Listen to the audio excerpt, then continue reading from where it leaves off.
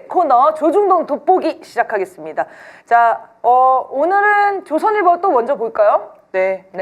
이미지 저기 PPT 띄워주시죠. 네, 지금 이재명 대표 피습 사건 있고 나서 이 조선일보의 그 행태가 정말 웃기지도 않습니다. 사설을 연이어서 발표를 하고 있는데요.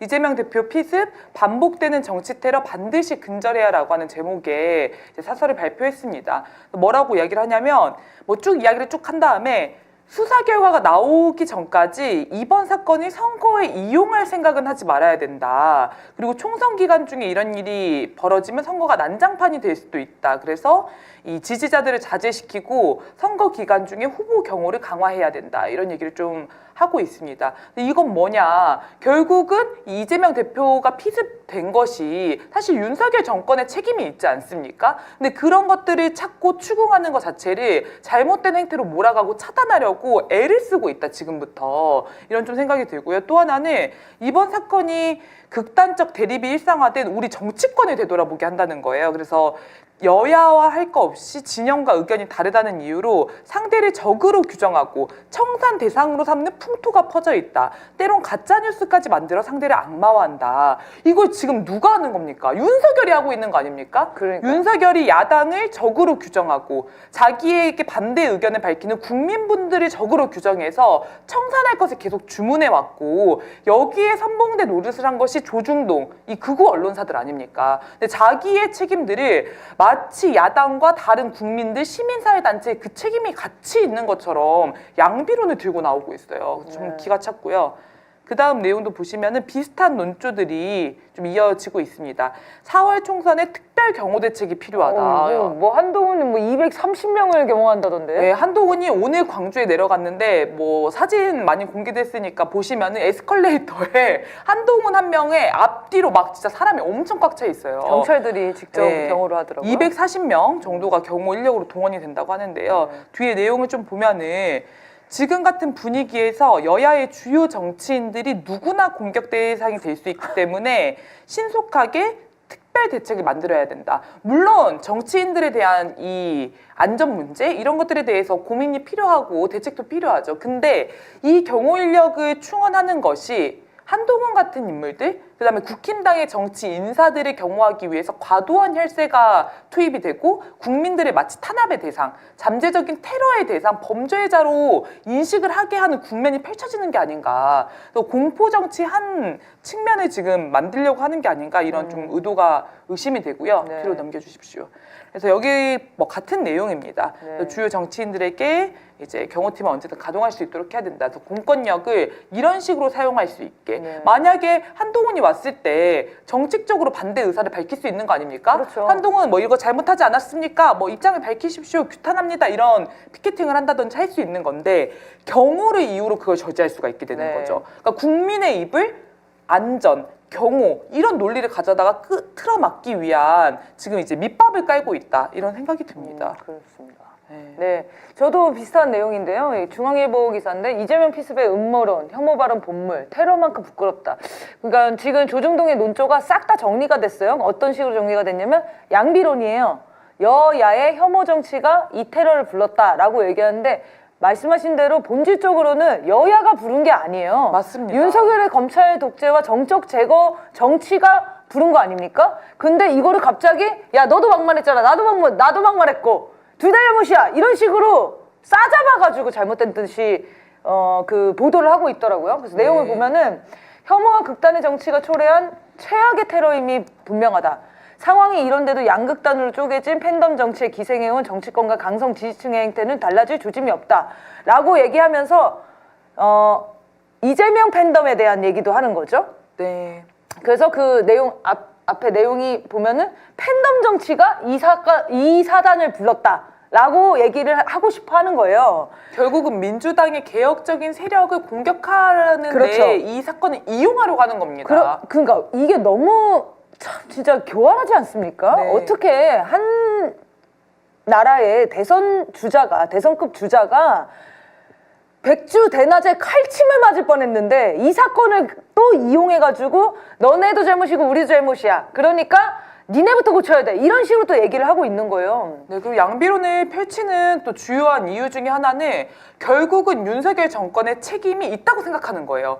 있지만 나만 있는 건 아니야. 네, 이 얘기죠. 그러니까 책임이 있다고 생각하기 때문에 이 책임 소재를 따지고 들면 불리하다는 판단을 하는 겁니다. 네. 그러니까 어차피 우리한테도 책임을 물을 거 우리가 선수를 치자. 둘 다 잘못한 거야. 민주당에서도 그 개딸 전체주의 세력 있지 않니? 이런 얘기를 지금 하려고 하는 거죠. 맞습니다. 그리고 그 위에 이경 부대변인이 유일하게 민주당 네. 인사 중에 유일하게 대통령의 잘못 아니냐 이렇게 그 입장을 발표했어요. 그랬더니 중앙일보에서 이렇게 얘기를 합니다. 윤석열 대통령 때문에 이 대표가 피습됐다는 취지의 주장이니 언급할 가치도 없는 궤변이란 표현이 과하지 않다. 윤석열 때문에 이 대표가 피습 당한 게 맞죠? 윤석열 정권이 이재명을 그렇게 죽이게끔 죽여라 정말 죽여도 된다라고 국민들한테 저주를 내리지 않았다면은 어떤 국민들이 이재명 대표를 피습하고 싶다라고 생각을 했겠습니까? 저희도 사실은 이렇게 솔직히 얘기하면은 윤석열에 대한 극도의 분노, 반감 장난 아니잖아요. 비행기 나르면은 떨어졌으면 좋겠다 이런 얘기 하시는 분들이 있어요. 근데 실제로 그렇게 피습을 합니까? 안 합니다. 왜 안 하냐면 이게 민주주의 사회이고 이 제도가 지켜지고 민주적인 방법으로 윤석열을 끌어내려야 된다는 걸 온 국민이 알기 때문에 자제하는 거예요. 상식적으로 생각하고 자제를 하는 거예요. 그리고 그런데 윤석열 정권에서는 이재명을 죽이라고 명령을 계속 내렸던 거예요. 극우 유튜버들이 촛불에 나와서 하는 행태를 보십시오. 이재명뿐만 아니라 촛불 시민들한테 가해지는 위해도 장난이 아니에요. 맞습니다. 지나가는 사람을 붙잡고 때리는 경우도 한두 번이 아니고 그거에 대해서 경찰들이 제지합니까? 조장하잖아요. 죽여도 된다고 부추기는 거 아닙니까? 그러니까 윤석열 정권이 당연히 이 피습에는 책임이 있다 이렇게 주장할 수 있는 거죠. 그런데 중앙일보가 반박도 제대로 못해. 내용 보면 언급할 가치 없는 궤변이다. 그러니까 더 이상 반박을 못했어요 사실은. 반응이 보면은 굉장히 파르르 떠는 기분입니다. 할 말이 없거든요. 자, 그리고 이제 동아일보 보겠습니다. 극단적 유튜브에 매몰돼 저주 분노 쏟아내 증오 총선 우려된다. 이 내용도 황당합니다. 대화 타협을 포기한 채 상대를 적으로 돌리는 진영 정치의 극대화가 부른 증오 정치 문화가 바이러스처럼 확산되고 있다. 대화 타협을 누가 포기했어요? 윤석열 정권이 포기했죠. 이재명 대표가 포기한 적이 있어요? 야당 대표를 한 번도 만나지도 않고 제대로 뭔가 정치 운영에 국정 운영에 대해서 의사를 반영하지도 않고 심지어 야당이 지금 다수 의석이지 않습니까? 그런데도 아무런 대화도 아무런 타협도 없이 거부권만 남발한 게 윤석열 아닙니까? 그렇죠. 그리고 증오 정치 문화가 바이러스처럼 확산되고 있다고요? 증오 정치 문화는 국힘당에서만 바이러스처럼 확산되고 있어요. 지금 촛불에 나와 보십시오. 아니야, 난 한동훈을 증오해. 난 바이러스에 전염된 것 같아. 아무리 생각해도 꼴대 보기 싫은 이 심정이 생겨요. 하지만 네. 이 내용을 보십시오. 그러면서 투표가 분노 투표로 변질될 것이다 이렇게 봐요. 국민들이요 아무리 사람들이 싫다고 해도 그러니까 이거는 있습니다. 이재명 대표에 대한 투표는 그러니까 반대했던 투표는 분노 투표와 증오 투표가 맞았어요.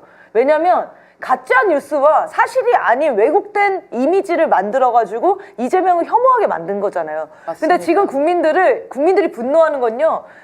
무슨 허무맹랑한 사실을 가지고 증오하고 이런 게 아니에요. 윤석열이 말아먹은 정치에 대해서 분노하고 있는 거잖아요. 네, 그러니까 이런 것 같아요. 분노라는 감정 그 자체가 문제냐?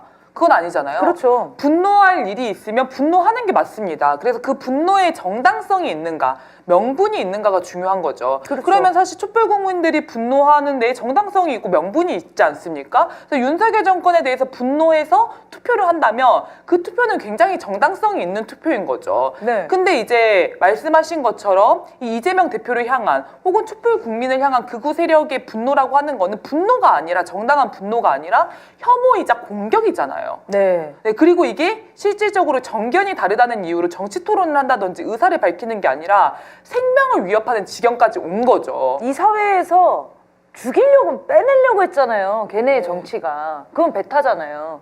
그러니까 혐오와 증오를 할 수 있다고요. 할 수 있는데 이 윤석열 정권의 특징은 뭐냐면 대화 거부예요. 나랑 생각이 다르면 공산 전체주의 세력을 몰아가지고 죽여도 된다라고 얘기를 명령을 내리고 있잖아요. 네, 그러니까 그게 다른 한동훈의 겁니다. 동료 시민 개념 같은 거죠. 그렇죠. 죽여! 내 동료 아니면 네. 다 죽여. 너 내 동료가 되라 이렇게 한 다음에 내 동료가 아닌 너는 죽어라 이런 거 아닙니까? 그런 메시지를 지금 대통령이 국정 운영하는 내내 그 다음에 이 비대위원장으로 앉은 한동훈이 또 새로이 내고 있는 거 아닙니까? 네. 그래서 이 탓을 지금 조중동은 오롯이 이 개인에게만 돌리려고 하는 것 같아요. 제가 이따가 또 이재명 대표 피습 관련한 이야기에서 좀 더 이어가면 네. 좋을 것 같습니다. 네. 이어서 그 내용 중에 또 제명인의 마을을 또 데리고 들어와요. 아까 얘기했듯이 네. 개혁적인 요구가 높은 그런 시민들을 강성 팬덤으로 개딸들이라고 프레임화해가지고 이 사람들이 굉장히 과격한 집단 이렇게 몰아갔었잖아요. 근데 이때다 싶어서 이걸 가져와가지고 이재명 피습에다가 갖다 붙여놓고 있어요. 진짜 전 진짜 증오스러워요. 네. 네, 그리고 22대 총선은 무슨 교수가 또 나와가지고 우리 학교 교수야 또 그리고 교수가 나와가지고 22대 총선은 증오 바이러스가 창궐한 가운데 치러질 것이다. 여야가 증오 없는 선거를 치르자는 신사협정이나 아젠다 세팅을 해야 한다. 이런 황당한 얘기를 합니다. 근데 저는 진짜 저런 말씀을 뭐 저 신사협정이 가능하다고 생각을 해서 저런 말씀을 하시는 건지 정말 의아하고요. 윤석열을 멈춰야 지금- 멈춰지는 거 아닙니까? 네. 증오가 창궐을 하는 게 아니라요. 증오와 증오에 맞서는 정당한 투쟁이 부딪히고 있는 장인 겁니다. 이게 혐오와 혐오가 부딪히는 게 아니에요. 그러니까 물론 그 과정은 시끄럽고 그 과정은 굉장히 치열하고 때로는 거칠기도 하겠죠. 근데 그 싸움은 굉장히 정당한 싸움입니다. 근데 정당한 싸움을 자체를 매도하는 이런 논리는 정말 좀 논리적 비약이 있는 거죠. 네. 그래서 지금 조중동의 모든 그 프레임이 네. 아까 처음에도 얘기했지만 이제 양비론으로 다 잡고 쓰레기 정치, 혐오 정치, 정치 혐오부터 시작된 거다. 이렇게 계속 잡아가려고 하는 거예요. 그러면서 나온 게 한동훈의 240명 경호 인력이 나온 거고, 네. 그리고 또 다른 사건들이 이제 터지는 거죠. 그래서 이어서 이 이재명 피습의 배후와 정세 전망에 네. 대한 내용으로 넘어가도록 하겠습니다. 네. 일단 이 공격한 범인에 대한 신상들이 조금씩 나오고 있어요. 조선일보는 신동아를 오래 읽었다고 하고, 문재인 빨갱이, 저 새끼들 때문에 나라 망한다, 공산화된다, 뭐 이런 식의 굉장히 극우적인 발언을 일삼았던 걸로 확인이 됐고요. 네. 태극기 집회도 여러 차례 참가하고 지인들도 같이 가자고 제안한 극우 진영이다, 이렇게 볼 수 있을 것 같아요. 네. 근데- 그래서 이 국힘당 당적을 가졌다는 게 밝혀지니까 굉장히 또 선긋는 이런 모습을 취하고 있지 않습니까? 근데 웃긴 게 민주당에서도 당적이 중요하지 않다 이렇게 얘기를 하거든요. 당적이 왜 중요하지 않죠? 이 사람의 정치적 성향은 굉장히 중요한 문제예요. 네, 왜냐하면 이 사람이 이런 판단을 하는데 과연 오롯이 개인의 판단인가 아니면 영향을 준 어떤 배우의 세력이나 그쵸. 배우 인물들이 있었는가를 밝혀내는데 굉장히 중요한 부분을 차지합니다. 네. 근데 그거를 마치 상관이 없는 것처럼 물론 극우적인 성향은 있으나 그냥 유튜브를 보고 혼자 그런 거에 분노를 했던 인물인 것처럼 그려내고 있습니다. 제가 조선일보 오늘 들어가 보니까 이런 제목의 기사가 떴어요. 위험 수위를 넘은 은둔형 정치 훌리건. 그래서 내용을 구체적으로 거의- 보면은 답안지를 제출해 줬군요. 네, 경찰한테. 정치 테러에 해당하는 이 모든 행위는 김씨 단독으로 이루어졌다. 이렇게 단정적으로 이야기를 합니다. 아니 자기가 수사기관이냐고. 그러니까 조선일보가 어떻게 단독으로 이루어졌는지 아닌지 벌써 판단을 하죠. 그럼 맹구님 말씀하신 것처럼 이 사건을 검경이 어떻게 끌고 가야 되는지에 대한 지침을 지금 주고 있는 겁니다. 그러면서 뭐라고 얘기를 하냐면 어떤 조직에 속해 있지 않은 상태에서 혼자 범행 도구를 준비하고 결행하는 외로운 늑대형 테러리스트라는 것이다. 그러면서 이제 이웃들의 증언이 이것을 뒷받침한다라고 하면서 증언이 쭉쭉쭉 나오는 겁니다. 혼자 있는 걸 좋아했고 유튜브만 보고 있었고 이런 증언들. 네. 근데 저는 이 배우가 도대체 누구이길래 혹은 어떤 사람들이 연루되어 있길래 이걸 이렇게 빨리 차단시키려고 할까? 오히려 이런 인상을 주는 것 같아요. 네. 더 너무 조급하다 의심스럽다. 지금. 네.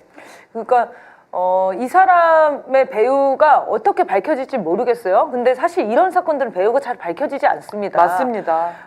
당연하죠. 이 얼마나 그 중대한 사건입니까?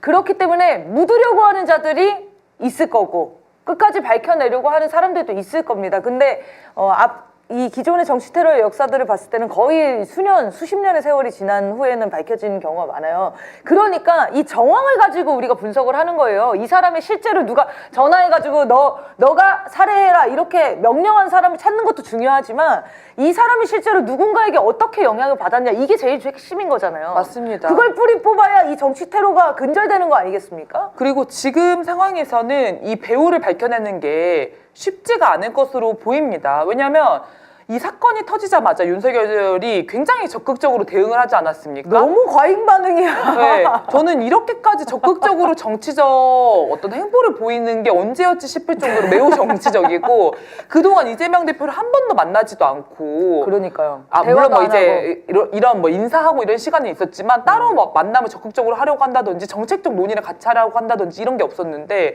이 관련한 피습에 대해서 굉장히 적극적으로 입장을 내고 또 하나는 수사기관을 꾸려가지고 빨리 수사에 나설 것을 주문을 하지 않았습니까? 근데 지금 검경이 특수수사본을 꾸려가지고 이제 시작을 했어요. 그럼 결국은 수사 전반을 검찰이 완전히 장악을 해서 진실을 은폐하고 정권에 유리한 방향으로 수사를 끌고 나가면서 전국을 주도해 나가려고 하는 것이 아닌가 이런 의문이 드는 거죠. 윤석열 검찰 정권에서 과연 진상을 밝혀낼 것인가? 이 배우를 밝혀낼 수 있을 것인가? 저는 그럴 수는 없을 거라고 생각합니다. 네, 불가능하죠. 네. 그리고 아까 그 당정 얘기 하나만 좀 더 하면은 우리가 사람이 살인 사건이 일어나면 살해 동기가 제일 중요한 거예요. 네, 그렇죠? 맞습니다. 우리가 이 청소년들이 폭력 사건들을 일으키면은 이런 것도 하잖아요. 그 친구는 집에서 게임을 많이 했다. 게임에 영향을 받은 것으로 보인다. 이런 것까지 다 분석해내지 않습니까? 근데 왜 이 사람은 그걸 하지 않아요? 심지어 경찰에서는 살해 동기를 밝힐 수가 없다 이런 보도도 있었어요. 네. 이건 비공개로 해야겠다. 이런 정치 테러 그 행위자가 어떤 사회적인 영향을 받았고 그 사회적인 그 내용들을 생산한 데는 어딘지 그러면 그 사람들은 또 당연히 이 사건에 책임을 져야 된다는 건데 이것까지 가져가지 않으려고 지금 사전에 차단하는 거 아닙니까? 맞습니다. 그래서 저는 누가 무엇을 의도하고 어떤 목적으로 이런 짓을 저질렀는지 그리고 그 배후에는 누가 있는지 어떤 영향을 주었는지 이런 것들을 종합적으로 보고 이 사건이 향후 국면에 또 어떤 영향을 주고 있고 누구에게 득과 실이 되고 있는지를 막 따져볼 필요가 있다고 생각합니다. 근데 이 모든 논의를 지금 어떻게 하고 있냐면 음모론이다, 가짜뉴스다 이렇게 막고 있어요. 네. 그래서 조중동만 그러는 게 아니라 언론들이 다 그 얘기를 합니다. 그러면서 보수 진영에서 가지고 나오는 가짜뉴스 있지 않습니까? 종이칼이었다, 뭐 이재명 대표의 자작극이었다 이런 거랑 같이 배후를 찾으려고 하는 이 시도도 똑같은 동급의 가짜뉴스로 취급을 하는 거예요. 미치겠어요. 어젠가요? 그 김태형 선생님의 싸다구 싸대기? 네. 그 방송이 있지 않았습니까? MBC 탔던데. 네, 그게 MBC에서 지금 가짜뉴스 음모론의 한 사례로 언급이 됐다는 거 아닙니까? 그러니까 지금 미쳐! 서울의 소리가 굉장히 유명해지네요. 서울의 소리 화이팅! 그래서 결국은 이런 것 자체가 전국의 진실을 밝히고 촛불 국민들이 분노하고 결집해서 어떤 좀 나아가는 거를 막고자 하는 정권의 의도 속에서 이런 언론 통제가 이루어지는 네. 거다 생각이 듭니다. 네, 그래서 철저하게 진상 규명이 돼야 된다고 보고요. 네. 촛불에서 나오는 구호 이런 것도 되게 중요해진 것 같아요. 그래서 마지막에 뭐 촛불 얘기는 하겠지만 뭐 이어서 이 얘기를 좀 해볼까요? 그래서 이 지금 물타기 시도들을 여러 곳에서 하고 있는데 며칠 전에는 그 광주에서 한동훈 살해 위협?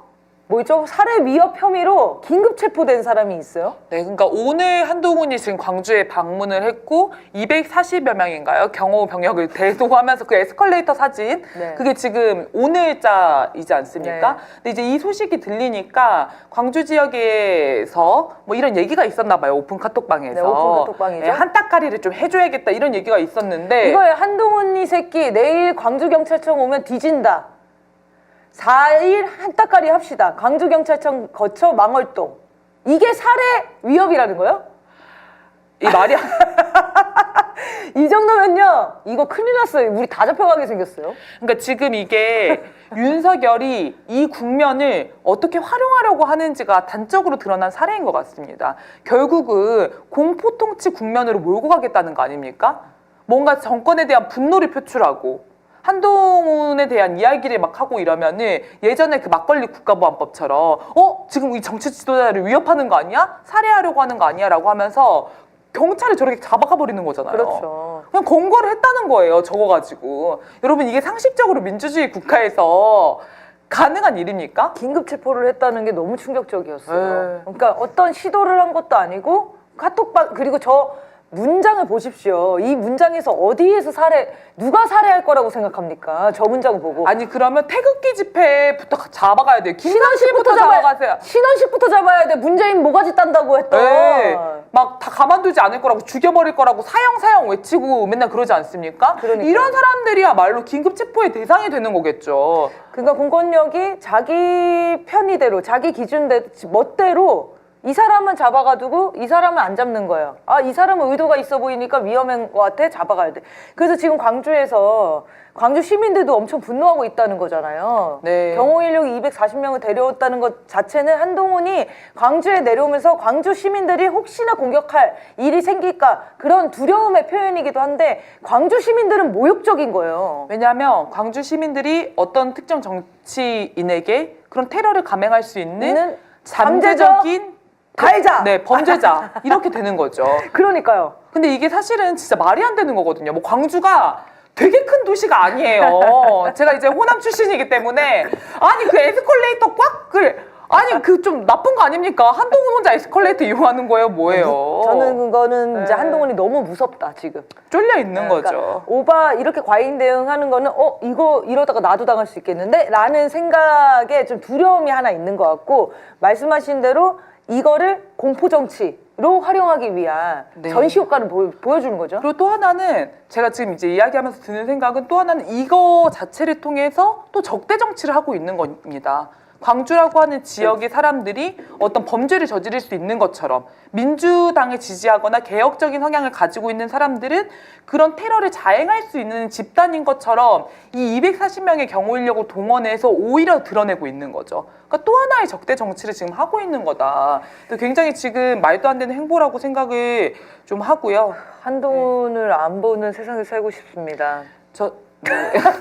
너무 스트레스를 제가 받는데. 오기 전에 너무너무 화가 나셔가지고 미치겠어요 진짜. 그리고 저는 지금 이재명 대표가 피습된 이 사건을 계기로 혹여나 이제 걱정입니다. 민주당이 위축되진 않을까. 그러니까 김건희 네. 특검법을 반드시 통과를 시키고 수사 처벌까지 가야 되잖아요. 그리고 윤석열 맞습니다. 탄핵까지 곧장 직행을 해야 되는 상황입니다. 그런데 이재명 대표가 이렇게 공격을 당하는 엄청난 충격적인 이 사건을 겪고 트라우마가 생길 수도 있잖아요. 네. 지금 보면은 이재명 대표를 실제 제거하고 죽이는 것이 이 정치 테러의 목적이었던 것으로 보입니다. 영상을 보면은 범인이 일말의 주저함도 망설임도 동요함도 없었고 정확히 목을 찔렀다는 말이죠. 네. 그래서 기본은 제거하는 게 1번 목표였던 것 같습니다. 근데 이제 제거가 되지 않았다고 하더라도 향후 이재명 대표와 민주당 그리고 그 지지층에게 공포감을 주고 무력감을 주려고 했던 건 분명한 것 같고요.